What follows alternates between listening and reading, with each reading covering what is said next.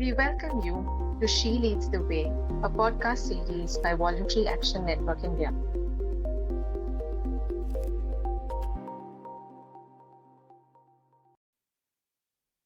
Hello and namaste to all our listeners, and thank you for joining us on our podcast series to know more about the journeys of women leaders of the Indian civil society and their global impact. We welcome you here for an enriching experience. You are listening to She Leads the Way, our podcast which aims at highlighting the participation and impact of women leaders from the sector at an international scale. I'm your host and friend, Dr. Pallavi Rekhi. Our guest today is Ms. Puja Marwaha, Chief Executive Officer, Child Rights and Youth, who has been working wholeheartedly to ensure a better future for all children. She is also an esteemed board member of one. Hello, Puja ji, and thank you for accepting to be a part of it. Hi, Dr. Pallavi. It is my pleasure to participate in such an important discussion. So, Puja ji, could you elaborate on your role in the Indian civil society and when you joined this sector, what motivated you to join it? So, coming to basic motivation, I think growing up, I did not see, I was not exposed to the absolute poverty that almost 50% of our country.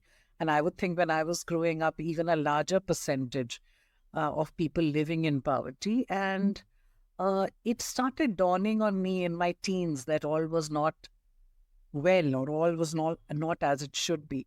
And I think it was this concept or understanding of there being two Indias, so to speak, where in one India, which I was brought up in, was safe, secure, protected. There was no gender discrimination in my home. There were no practices that created discrimination of any sort, I thought.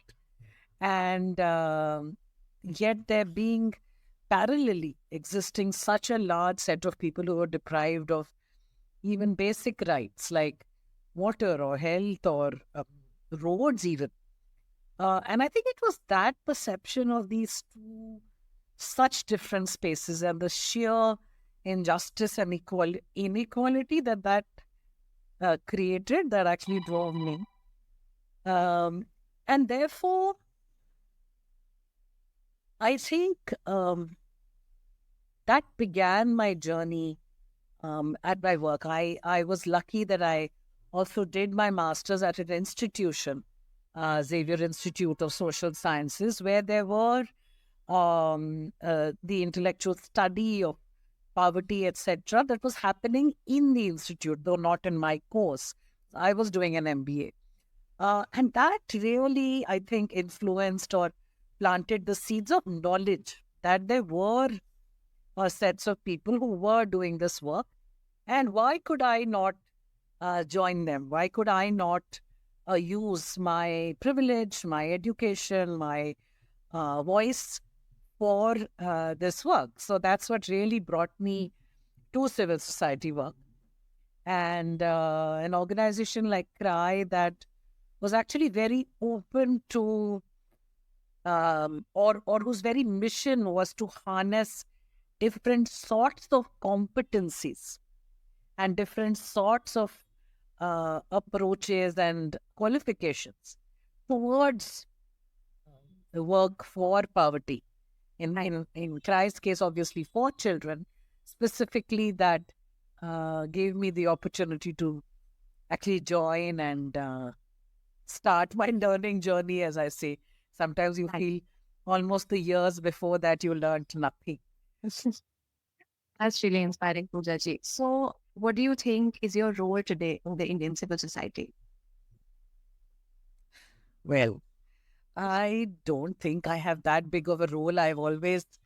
Um, I've led my own organization I've had the privilege of doing that for the last 10 to 12 years. And therefore in India, I think in being able to determine and create an environment that is conducive for child rights is something that I think I like to do, I want to do, and it is aligned to the mission of my organization. And therefore, utilize, I feel, whatever opportunities that the designation gives, the position Right. gives, Right. in order to influence, whether it is thinking or it is a presentation, or or even if it's just an opinion on what work needs to be done for children, what is the right thing to be done. And to me, I think that is the role that I see for myself for having to play. I really do believe that globally we must understand how important the future of India's children is to the future of the world, Right. because we forget that our children today are a large percentage of the total children in the globe. Oh, And what happens to Indian children today happens to the whole world. And I don't right. think there's enough consciousness of that. Right. Rightly said. So, during this journey of yours, Pooja ji, what are some of the key global platforms that you represented, try on, or the Indian civil society? So I would talk about both things, Cry as well as myself. It sometimes, I think it melds. Right. Um, so, there have been a lot of coalitions of in civil society platforms, which where um, we are discussing the practices of the sector or whatever. So, whether it is school or it is the International Civil Society conventions, or it has been also, CRA has been represented at the UN several times, uh, at least for children per se. Um, and once we had an amazing opportunity to talk to the House of Lords about what was happening in India. And global networks on protection against abuse are specific. So some are specific issue based Yeah. platforms, and some, as I said, are larger civil society platforms. I was Right. also fortunate enough to be awarded the Olga Alexieva Award Wow. for creating grassroots level philanthropy in India, which CRI has done, as you know, a lot of. They've almost pioneered the concept of individual citizen action and giving in India. And, if I just look at CRI's own data in the last 20 to 30 years, we have almost a record of 30 lakh Indians having contributed to children Wow. with their hard earned cash. And to me, that's such an indicator of the kind of philanthropy that the normal, ordinary Indian can do. Yeah, Of so course. those have been some of the spaces. Right. So, do you think when you got an opportunity first to participate at a global level, do you think that there are some key skills or some key strategies that, our listeners today who are aspiring to be, to reach that level one day, there are some skills that are necessary or they can work on to reach that scale? I would combine skills with substance. Hmm. Right. So my first tell to people is, I know that in today's world, sometimes PR or your ability to communicate can almost overshadow or be more important than what you're communicating.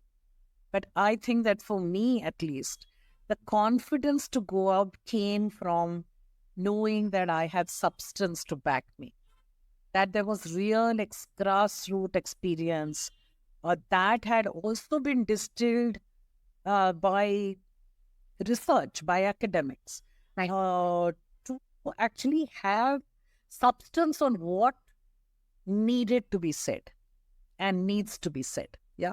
So to me, that's the first thing. You need to have very clear, I think, substance, a clear message on what is it that you actually want to say.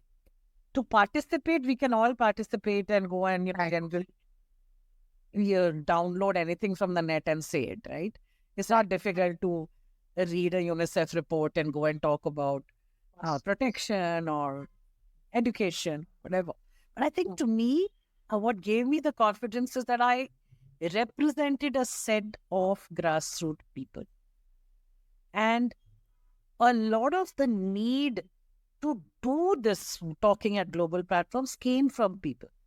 We were a very quiet organization till about a few years ago. We never participated, we did not talk.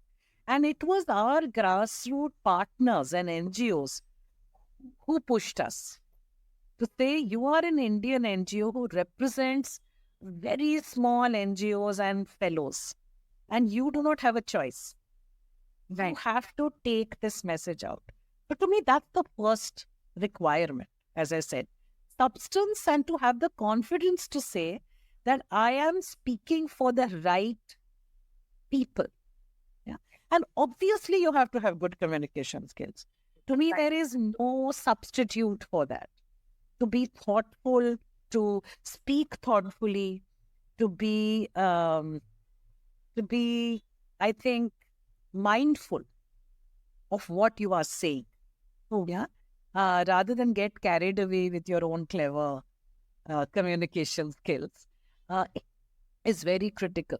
And therefore, I would say to young women, or women anywhere, which is have the confidence of saying, I have the right message.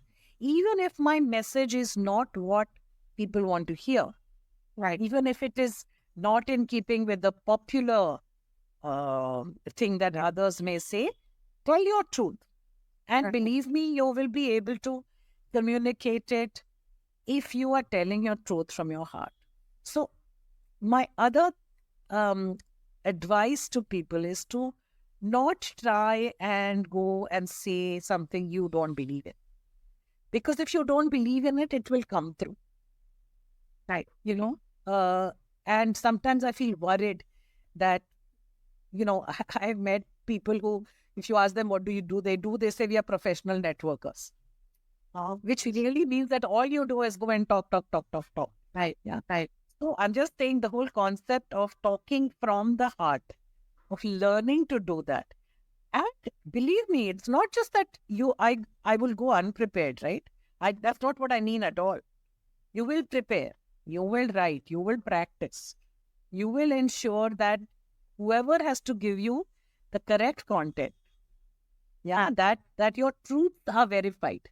Everything that you are saying is verifiable. It is based on robust research, robust work. Right. And they are not just opinions. Right. I think to me, that's the second big thing. Communication, yes, but communication skills in a particular way are very, very critical. And of course, I mean, because this is for women, because this is about women, I'm saying self-belief. I don't know if it's a competence or a skill, but your voice is valid. Yeah, you Very have much. done this work. And if you're a woman, you've probably done it with more empathy and with more detail. Right. And do not let anybody shout you down. Because very often, I have also experienced that you are disregarded. Right. Because you are a woman. Yeah. Many of us have participated in what we call manels. Right? There are just men, and you are the one woman who's been, put in there because someone thought, oh, we should have gender diversity. So I think to make your voice heard strong and clear in such spaces is very important. So yeah, I would say be prepared, be clear, be truthful, be true to your heart and your message, and never go and speak on something you don't know anything about. Very true, Pooja ji. So basically, it is supposed to be a package of hard work, of confidence, and of communication skills. Absolutely. Absolutely. Right. Right. So, how did you manage to create a space for yourselves at a global level? And, did you find it difficult? Did you face any challenges? No, it's very, very difficult. Of course. I would never say that it was easy. The only thing that would have come easily, or in a sense, was that the fact that I represented an organization, or I represent an organization that has credibility, is what made it perhaps easy. Yeah, that was where the ease came from. But that doesn't mean that you will get the space. Yeah. So the challenges are really one, I think that you are from a country from the global south, which can make it very difficult. Believe me. The global south is, for all our talk of diversity and voices, and oh, we want voices from the global south. I'm not so sure that they really do want them. Most people think they can speak on our behalf all by themselves. Yeah. Right. So that there is a power imbalance between the global north and south is, there's no doubt. And that comes across very clearly in international context. Also, perhaps sometimes I found that I am not familiar with the what a particular piece of language means. So there are global level iterations, coalitions that a small organization like CRI would not be part of. So I think some of the challenge for us at least comes from that space, that we are very much a national organization. And like I said, while there is a lot of talk of getting people to represent countries like ours, the fact is that you'll get represented by an ING who will say, oh, we know India, so we will talk about India. And since they will have the money and the power and so on, they will be able to do it. Because frankly, the third thing is I never go for something for which somebody does not pay for my ticket. Right? And people don't want to do that. Sure. Right? We don't have the money to spend, right, on international conferences. So unless there is a sponsor, a donor, and so on and so forth, the result of that is that the voices that get heard, the voices that speak, are only a set of people who sort of have become, for some reason, either media darlings, or they're funded by large conglomerates. Even if they do not have the work to back them, their voices get heard. So there are a lot of challenges. I've not even begun on the gender challenges, right? So I was coming to that only. That have you faced any gender specific challenges? Internationally, actually, I feel like there is far more sensitivity. And women today, at least in my time, and I just have an experience of about a decade, right? I mean, I've never been before that. Actually, I see a lot of, I think women are far more strong in, for example, anything that is Eurocentric. America is different, but Europe-centric, there is a lot of gender sensitivity. There's a lot of aggression, like women claiming space, which can be really, really nice, So even if, I may say, oh, save the children. But the fact that there is a senior woman from Save the Children's space claiming space is a very good thing. And it creates the space, I believe, for women from the South as well. And there is, in that sense, woman sisterhood, almost. Right. Yeah? Yeah. Which is that women will give space to each other. I find it more in international conferences than I sometimes find in national, interestingly. Right. America is a little different. I don't know that civil society very well, but it seems to me to be far more patriarchal there. Women are sort of relegated to a certain role, and it's interesting, but it is different. So can you remember, or can you share with us a specific instance when you felt that, you've really broken the glass ceiling and, you've really shattered the boundaries? Do you remember any instance of that sort when you really felt proud of yourself? Yeah. It's interesting. I was in a conference where there were a lot of international NGOs. And we had been invited to talk about Indian civil society and uh, what was happening here and, so on. And in that space, I was listening and there was a lot of talk about, how you can, it was quite distressing actually, because there was a lot of talk of, you know, oh, how can you enter a country? You should take over a local NGO. And it was quite distressing, right? They, of course, thought it was very practical. So I was able to, I think, speak up and break that narrative in an open plenary session, Sure. speaking on behalf of both women and my country and saying, are you listening to yourselves? Right? You say you want local voices and indigenous organizations to grow, but you are talking about this as if it is some marketing strategy for Kellogg's. Right.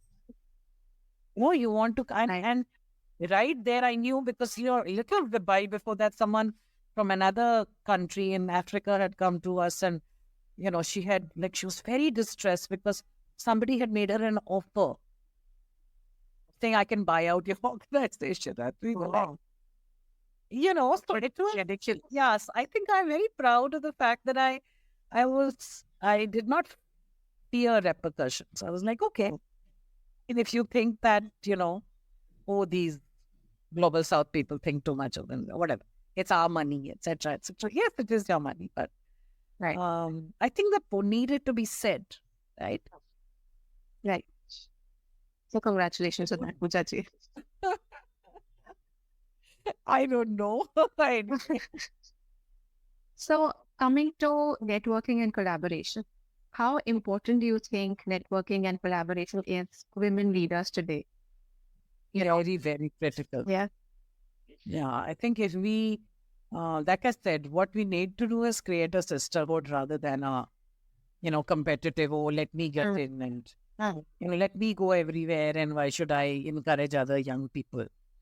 It is very important for us to ensure that our younger women leaders go to spaces, learn the confidence to speak.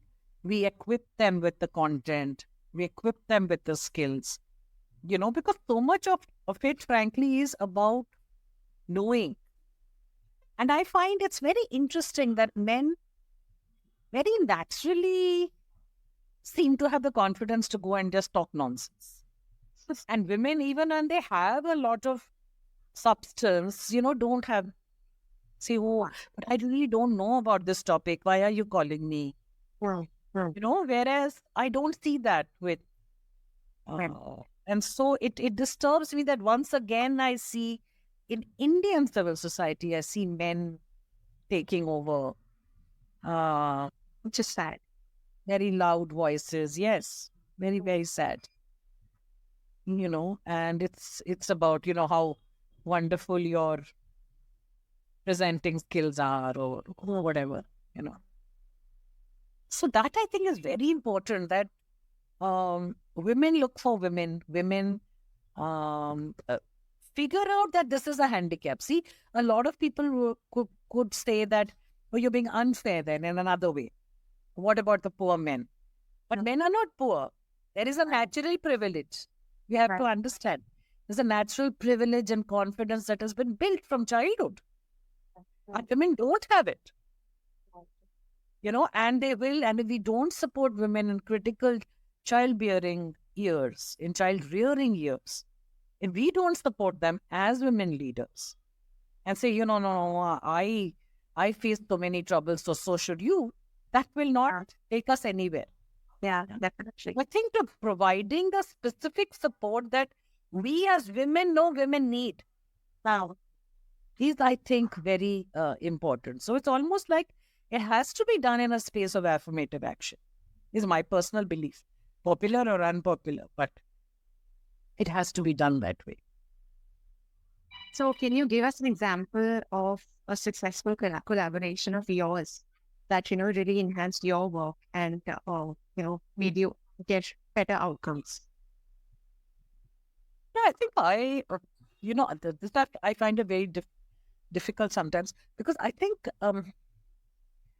I have faced gender invisibility only outside Cry.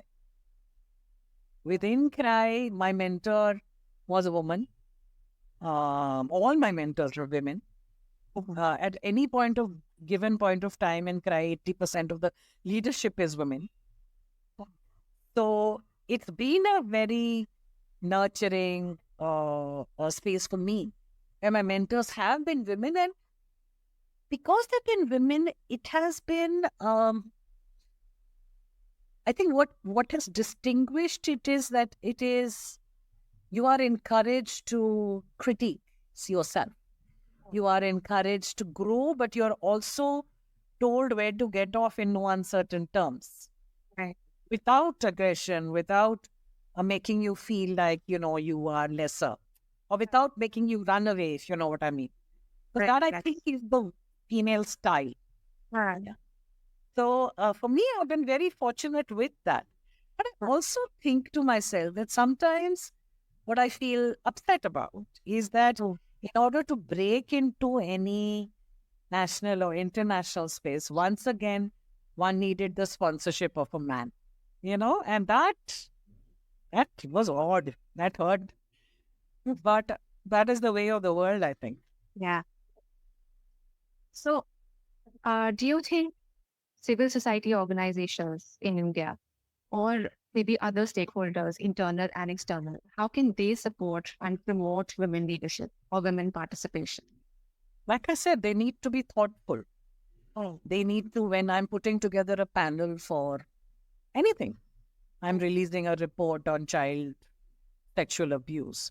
When I look at that panel, I cannot be gender neutral. I cannot say, oh, it's okay, this is the best person for it or whatever. I have to also look for the best woman for it.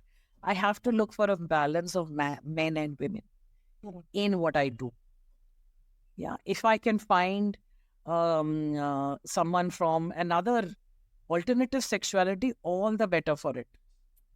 Yeah. But creating diversity, both of thought, of gender, of class, of, types of people, I think is very critical for us to be mindful of. So I'm saying, let's not do it mindlessly. Right. But think Right. about gender in everything that we are doing, gender representation.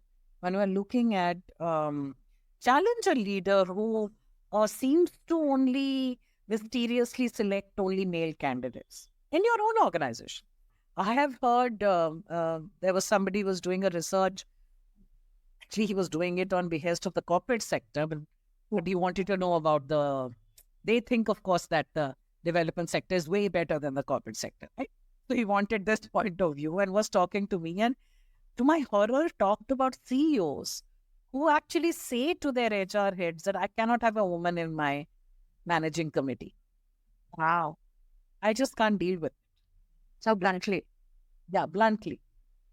Like I will have to, put up with her questioning and, she might cry. Oh my God. Why do men think women will cry? I don't know. And so on. Yeah. So Right. there are a lot of, I think we have to search for active biases and fight them. I remember someone telling me, oh, you need to get used to this poor man because, he has never seen a woman in position of power. I'm like, that's his problem. Oh. Right? He has to deal Right. with it.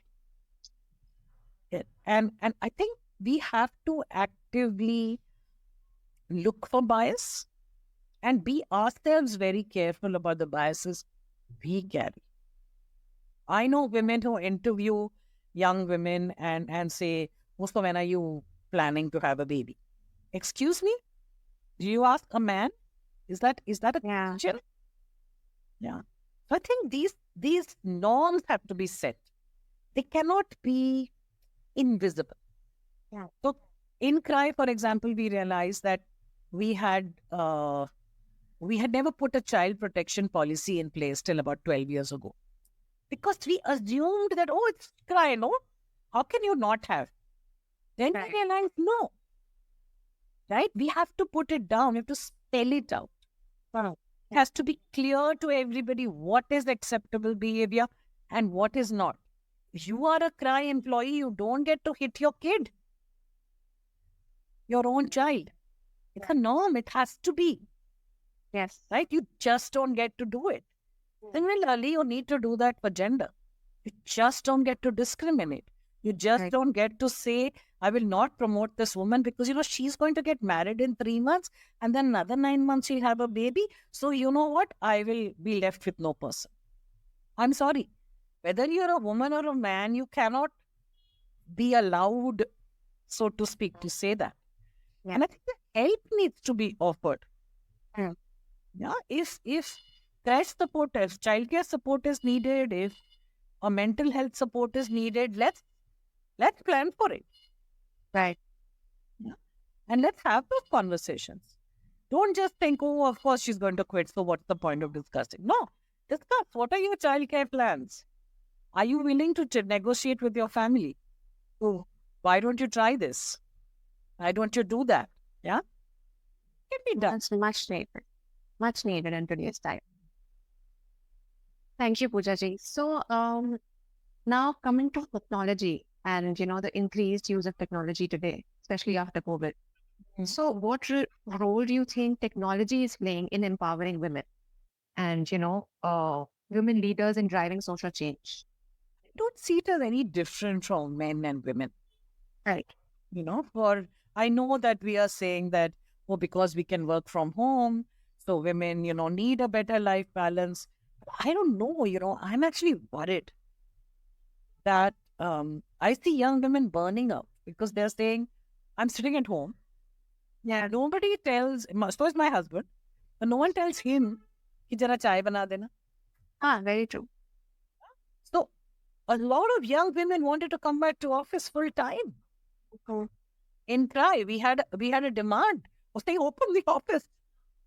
I can't handle this, right? When I'm sitting at home, nobody is respecting the fact that I am working as well. So technology, I'm saying if we are saying that remote working can offer a lot more options to a lot more women, it can. Yeah. But unless we are really careful, Mhm. and unless those women are able to negotiate their spaces, Right. it can actually become a problem for them. Yeah, it can become an enabler if they're able to negotiate space. Nothing like it, right? But if they are not able to, then it will probably make things worse for them. And that haven that they had of office will go away.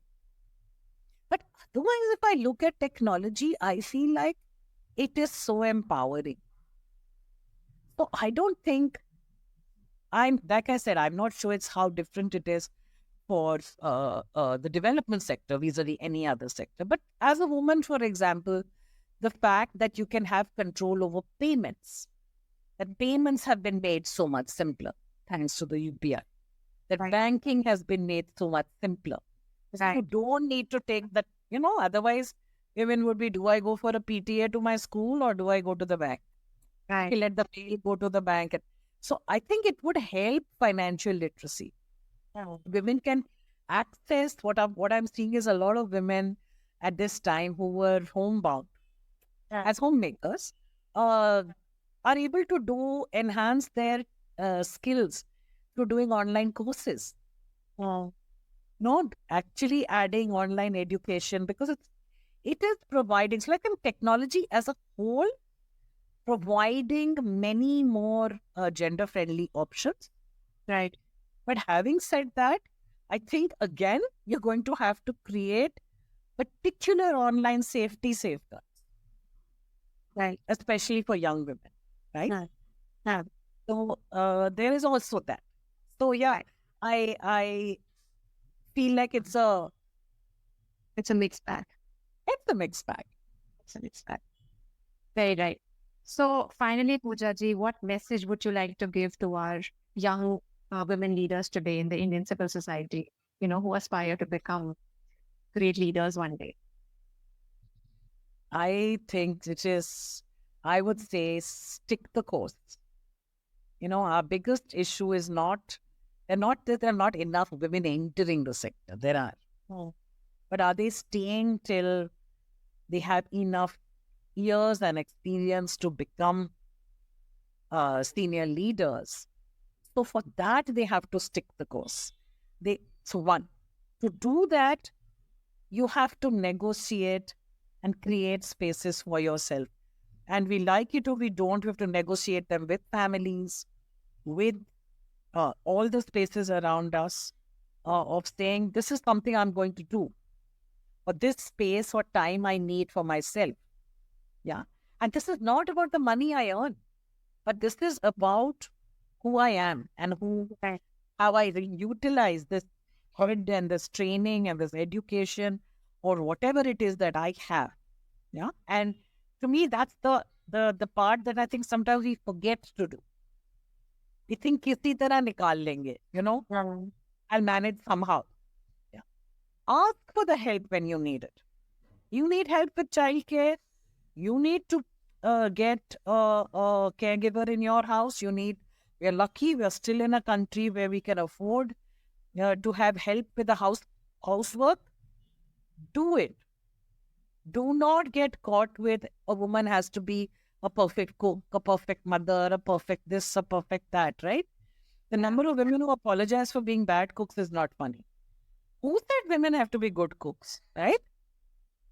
You say That's hire how a they're good, taught. Yeah.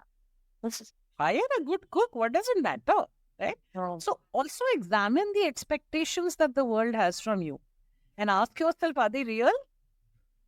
Or have they just been, put in and so you now think that they are real? And unless you as a woman do that, you will constantly be caught by it. Um, Demand an equal role from your partner. Ask these questions before you get into a partnership. I would say, is there, will the person participate in housework, in childcare? Because these things will pop up. no.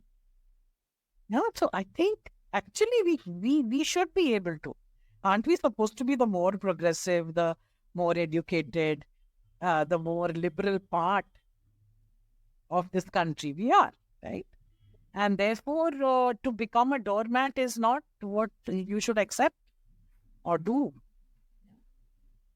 So It's yeah, high time that women start speaking up for that. absolutely, and negotiate and see yourself as a person with far more needs than just a salary or to be a good mother or a good daughter or a good wife, but to be a person, someone who needs stimulation, who needs power.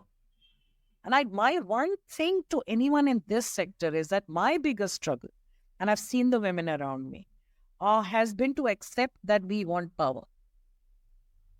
We hate to say it, right?